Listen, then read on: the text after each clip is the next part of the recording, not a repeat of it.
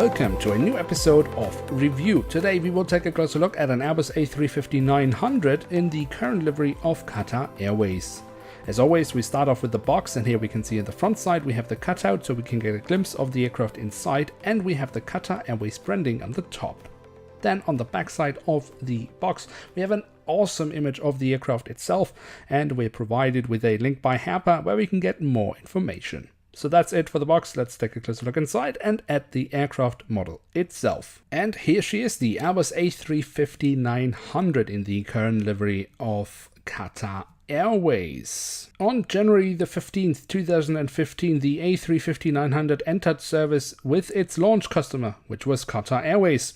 I still remember how they started sending the A350 to Munich, one of the hubs of Lufthansa, just to piss off Lufthansa that they had a newer aircraft than them. But enough about history, let's take a closer look at this aircraft model and some of the many details it has to offer. As always, we start off with the tail section of the aircraft, and here we can see on the vertical stabilizer we have the Qatar Airways branding.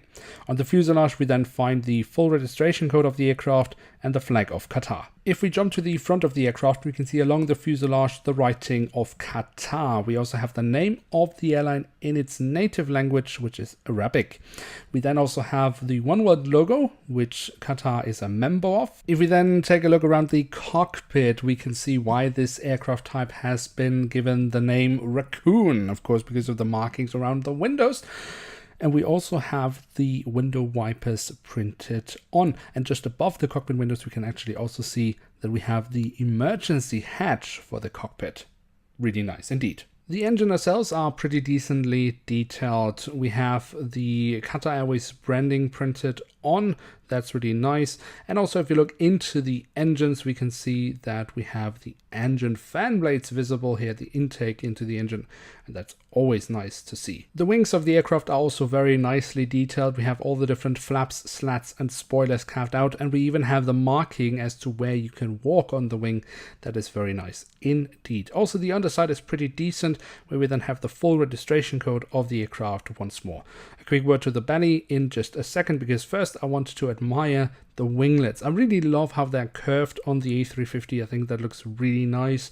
And also here we have the Qatar Airways branding printed on.